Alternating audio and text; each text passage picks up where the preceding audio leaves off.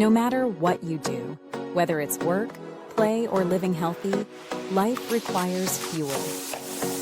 At Health Empowers You, we focus on quality to help give you the most fuel for your life. So let us help you get empowered. Stop by healthempowersyou.net today.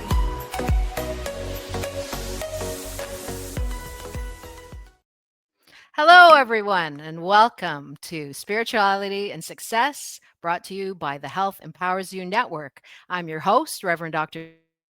Tracy Cox, and it gives me great pleasure to introduce my guest today, author Jennifer Febel. Hi, Jennifer. Hello, how are And you? Jennifer is, hello, just fine. And I just want to show your wonderful book that I'm in the middle of right now. So, Jennifer's book is called How to Set Boundaries Without Feeling Like a Dick, which is a great title and such an important topic for people, because when I decided to do this topic, I thought, a lot of people don't understand how having toxic people around you can really impact your health in a negative way. So we're going to talk about that, and we're going to talk about ways we can turn that around and the ways that we can set healthy boundaries so that we don't have those toxic things to deal with in our life.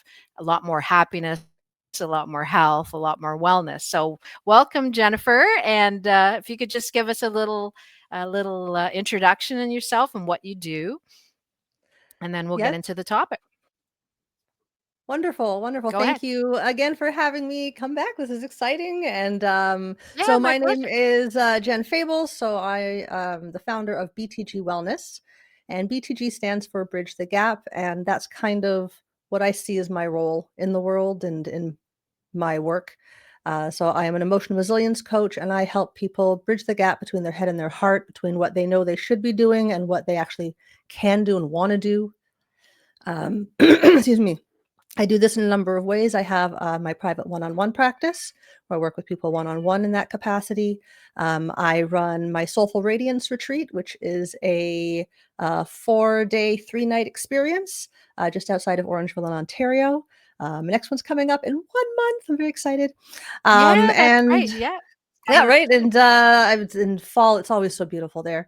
So I'm excited. And then I also do that through things like my book, which was born out of a decade of working with people and realizing that no matter who I'm working with or what they came to me for, at some point the conversation always comes back to boundaries. And I know that was a huge part of my own journey. And when I went looking for resources, the books about boundaries back then, at least, were not as helpful as I'd hoped for. They let me know that I needed boundaries, that they were important, but they didn't really help me bridge that gap into how to start doing things in my life first, where instead of just, I thought I had just had to like grow a pair and learn how to say no louder. But Right. as you know, in some environments that doesn't work as well. So I had to learn kind of through that. And I have a background in linguistics. I'm a trainer through the American Board of Neurolinguistic Programming. And this book is kind of a culmination of everything I do to make it accessible to people. Not everyone has the means to, and time and energy to work with someone privately or to come to a retreat. So this is another way that I'm able to get the information out there to help people learn how to use their voice to empower themselves and others versus using our voice to appease and be nice. That's right. Yeah. That's right. There's so many of us, and especially I think that as women, a lot of the time we really that people pleaser thing kicks in. And unfortunately, as we keep trying to please people, our own uh, what we need in life gets pushed down. And that starts to really build up and with health problems. And like, even dealing with people that are so stressful, what that can do is that pushes your cortisol up because you're so stressed, and then your blood pressure goes up, the belly fat goes on. There's so many things that impact our health negatively in dealing with toxic people. So that's what I find really amazing about your book, is that you talk about actual ways to deal with the toxicity in a constructive way. Thank you. Thank you. Yeah, that was my goal, to help people work on boundaries from the inside out. I can't change nothing in me, but suddenly start setting boundaries without creating massive chaos. It's going to get a whole Right. lot worse before it gets better. But what if I can, without feeling confident, without feeling different, use my words as a different bridge to not tell people no, or tell them I can't go out tonight. That's this general sentiment, but how can I linguistically do it in a way that builds a bridge to another person, no matter how toxic they are? Not because they deserve a bridge, because you want to know yourself as someone who builds bridges to people. So boundaries is very much about a personal healing, and that's why it has so many transformative effects on the physical, because if it can get damaged by saying no never, it can get healed by saying yes to self always. So I'm so excited about this. Absolutely. Sure. Thank you for helping get this stuff out there, because boundaries is not a sexy topic. Yeah. No one wants to talk about boundaries. No, but they are a real important part of life, and I think a lot of us forget about setting boundaries. Now, I do a lot of work in my spiritual coaching practice with people that are dealing with narcissistic abuse. So they're dealing with the fallout from being a people pleaser, having people around them, especially narcissists that continuously break them down in one way or another, because for a narcissist, and a particularly toxic one, that's their modus operandi.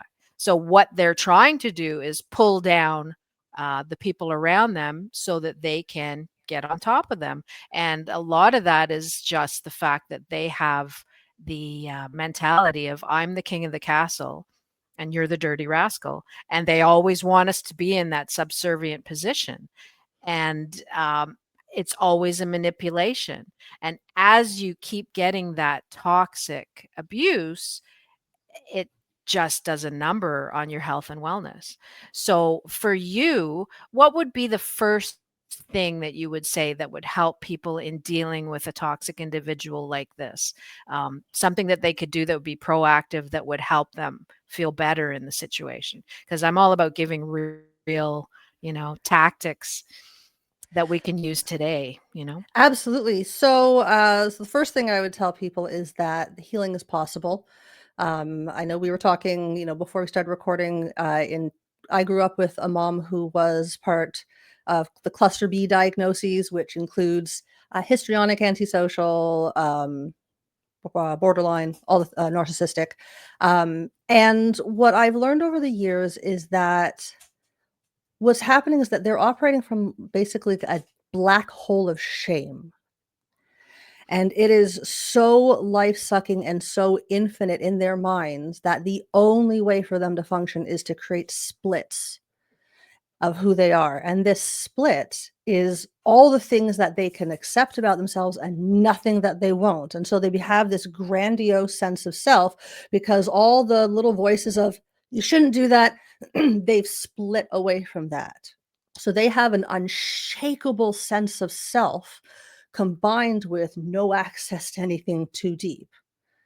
And so the best Right. thing we can do in the face of someone like that is to learn how to have an unshakable sense of self in ourselves, but in a way that doesn't require the same type of behavior. When I have an unshakable sense of myself and who I am and what I am and what I believe and what I don't believe and where I end physically and mentally and emotionally and energetically compared to other people, when I know very well who I am, who I'm not, and what is mine, a narcissist won't even come near me. It's no Yeah, fun, that's right. They'll avoid right? they'll It's avoid no us, fun. definitely, yeah. It's like when my cats play with bugs. It's only fun when they're wiggling and moving. Once they're dead, they don't want to play no more. It's boring.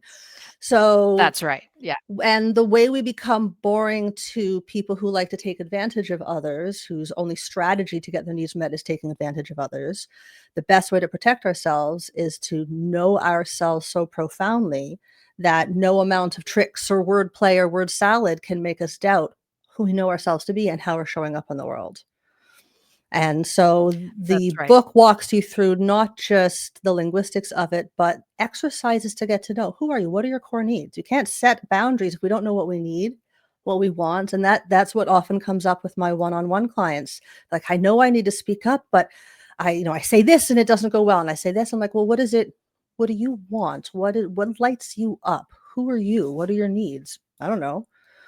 Well, then how could you possibly be setting actual boundaries if you don't know the answer to That's those right. questions, you're not actually setting boundaries. You might be sharing how you feel. You might be trying to control someone else's behavior and tell them how to treat you. It's good information for them to have, but you can't make them do anything. And so if we That's don't right. know who That's we're right. protecting with the boundaries, then we're not actually setting boundaries. And so my goal is to help people know that. So if someone was like, what do I need to know immediately? Know that it's totally possible, that it is a very profound journey that goes so far beyond just saying no to other people, that that is the Mhm. most minute side effect of this beautiful process of knowing who you are on unshakable grounds. So I always in addition to all the stuff that I run, I also do a monthly healing circle on Zoom. It's a free event. Anyone can come join, just kind of come hang in. And we always talk about this idea of I shine my light so bright, I ignite the light in others. And so when faced with someone like narcissistic personality disorder, any of the cluster B, when you're faced with a black hole of darkness, can you still shine your light? And the answer is yes. And you just have to learn how to do that. And so Yeah, that's absolutely. kind of the concept of the book, how to know what your light is, what that means for you, who you are, again, where you end and what you believe, and then have an unshakable sense of self, but also have the flexibility to let new information in. Because that's where people often go. Once we go from no boundaries, we go to this is who I am. You can't tell me what to do. No, no, no, no, which is That's empowered right. feeling. It'll feel empowered, but it'll mess up all your relationships. I blew up a bunch of That's mine, right. right? It's not good interpersonal skills to be like, I don't need you. Um, That's right. so That's right. finding now a bridge And just back. and some of the time, like people talk about with narcissists, oh, you got to go, no contact, or just get them right out of your life. And sometimes that's not possible. And a lot of the time it's like in a work situation. Maybe it's possible in personal relationships, like you don't want to date somebody like that, of course. But in a work situation or maybe in a club situation, you are going to bump up against people like that will try to test your boundaries. And like you said, that's an excellent bit of advice, is the fact that knowing who you are, knowing what your boundaries are, what you'll accept, what you won't, that's the major first step in not even letting any of this abuse happen, right? Absolutely. Knowing what you want. And then once you know what you want and you express what you want, knowing how to negotiate and to be flexible without losing yourself in the flexibility. And that's where a lot of people That's right. who, when we grow up with a narcissist, we go the opposite way.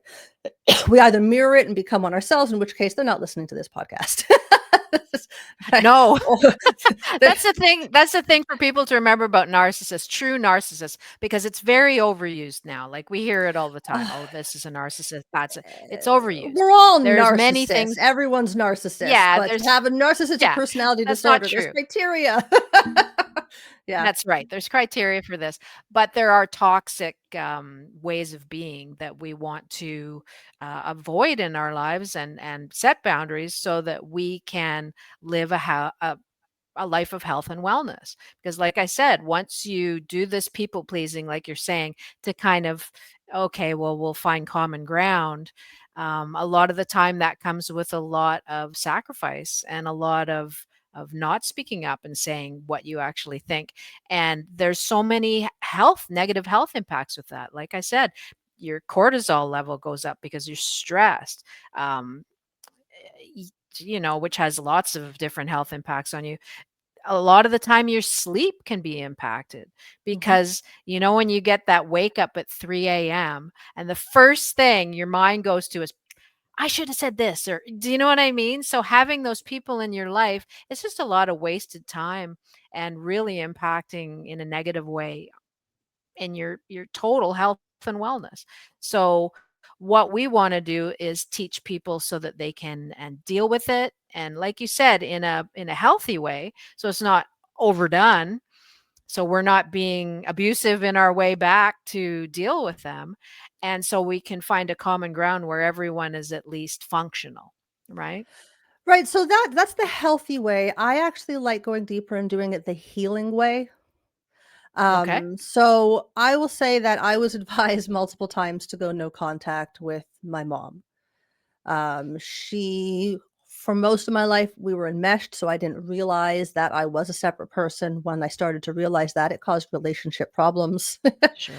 I didn't know what to do with all of that, and so I internalized it, and that's how I got handfuls of mental health diagnoses, hospitalization, all the things. Um, but she was my mother, and she's the only one I had.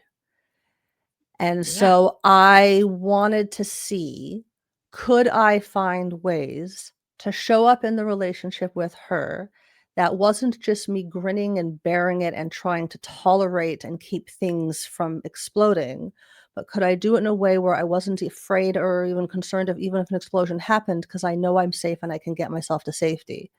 Can I heal to that capacity? And so I that was kind of my goal for years, to get myself to a place where it's not that I'm like, I got to hold it all together. It's that I have, I'll go spend 2 hours. If these things happen, I'm like, all right, bye. I just leave.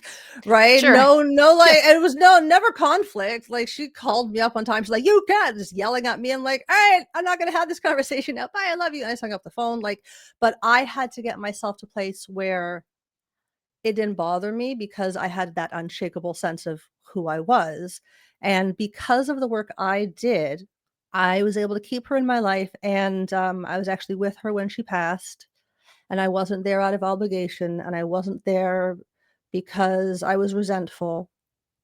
I was there because I chose to have an experience to see if I could find healing in this process. And in doing so, like, I feel closer to her now that she's passed than when she was here, so it's interesting. I still very Sure, much of have that course. connection, and Yeah. instead of now That's because spending you decades met her having with the those, place. I built a bridge with my words, and doesn't mean that she ever changed. That's right. Her her That's dying right. breath, she did not change. Her last words to my sister were, "Get out, you're bothering me." So, she to her dying Yeah, breath, she did not change. Um, but I had to stop making that the condition of me showing up knowing who I am. that's right. So That's right. that's I think where the healing comes from.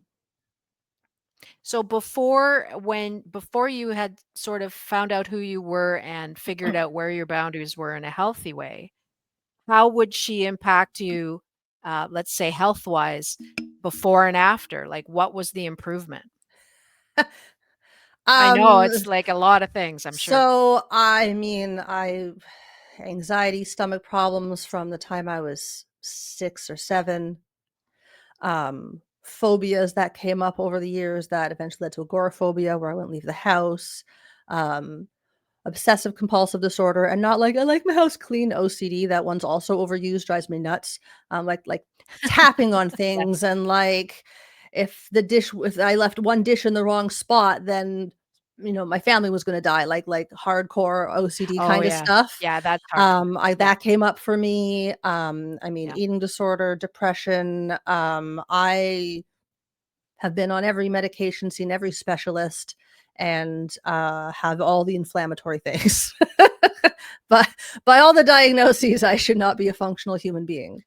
Um, and here I am. But you can Um, read this book and you can read the books and, like, find, yeah, like, it that's was right. Yeah, I'm trying that my book is trying to put all the things that I learned in a decade of dealing with, not even realizing that my childhood was bad, to realizing that, holy crap, it's so traumatic that when I tell stories about my childhood, people have audibly gasped.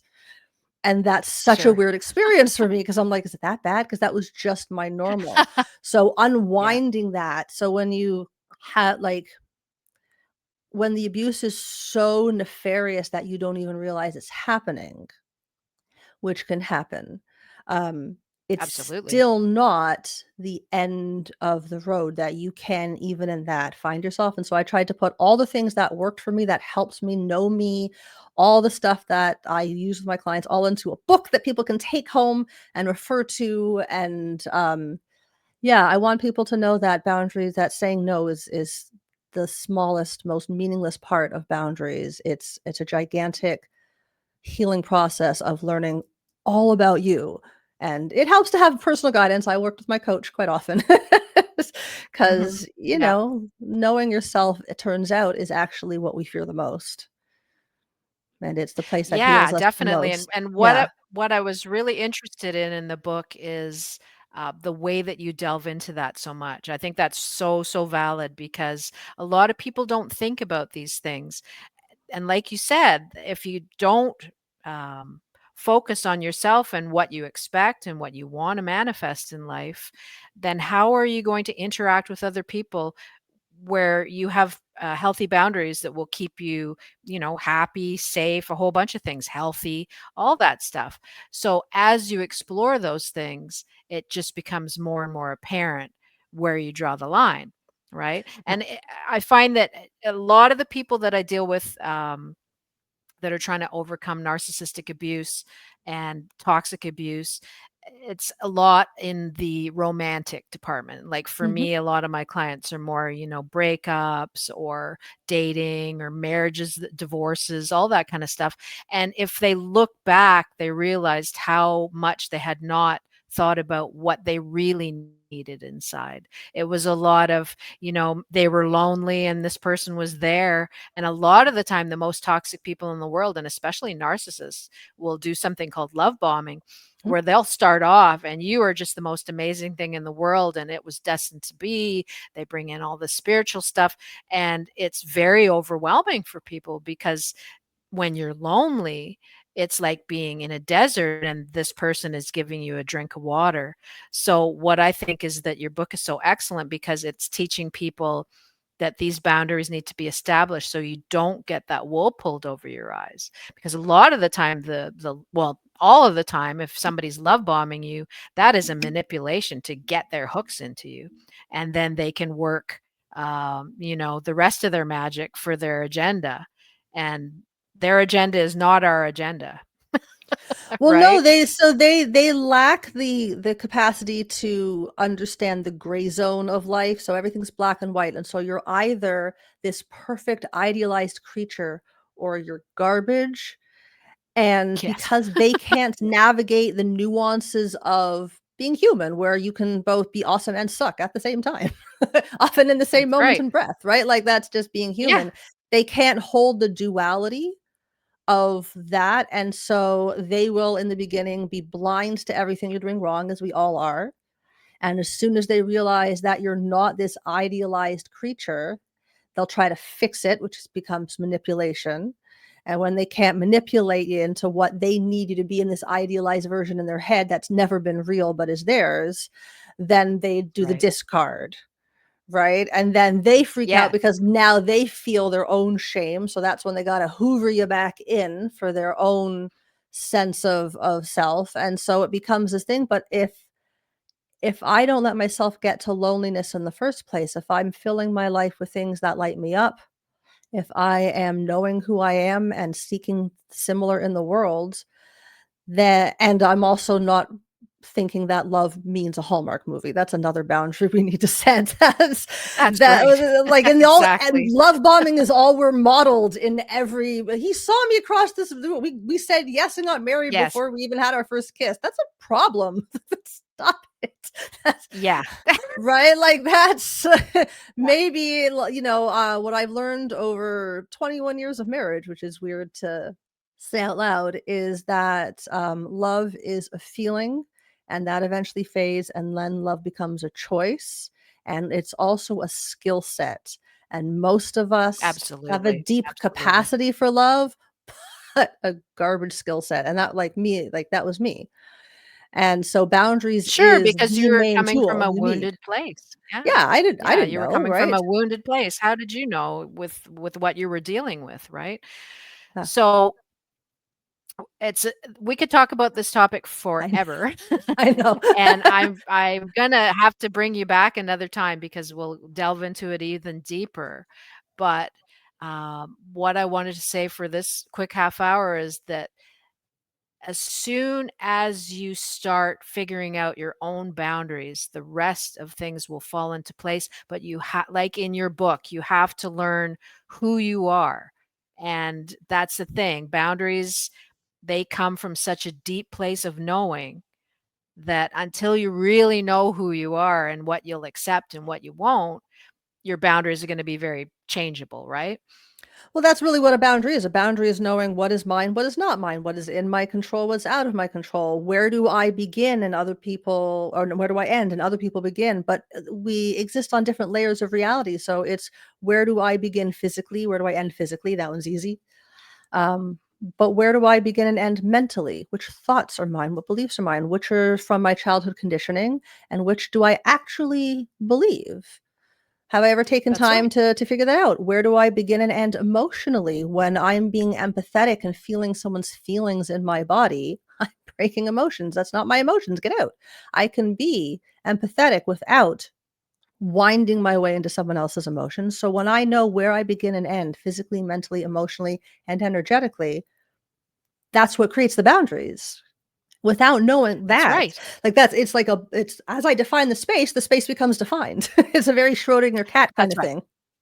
Exactly, exactly. So, Jennifer, let's just give us again what you're doing, where you're next. You've got a retreat coming up, and a little bit more about where they can find your book.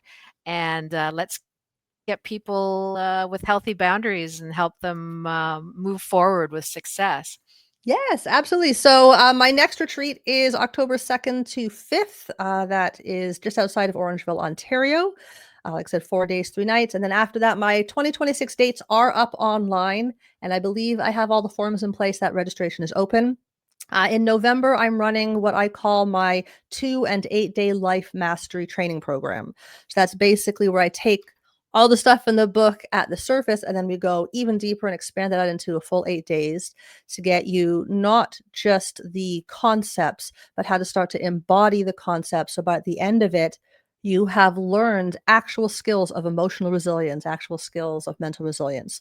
So that's coming up in November 15th to 22nd. If anyone wants to get that information, and everything's on my website, which is btgwellness.com. You can also find my social media links, email, all that stuff. So if anyone wants to chat, I do offer a 1 hour meet and greet, and we can chat and see if I can help solve your problems in an hour. Fantastic. If not, I can hopefully plug people There you are. into some resources. Yeah. All right. We'll see. That's great. Great. Yeah. So once again, the everything's on the on-screen links there. And thanks so much for joining us today. And I'm just gonna flash this screen ender, and Jennifer, hang in there, stay on, and you and I'll chat after we're done. So thanks everyone. Thanks for joining us. Have a fantastic day, and hope to see you next time. Bye-bye.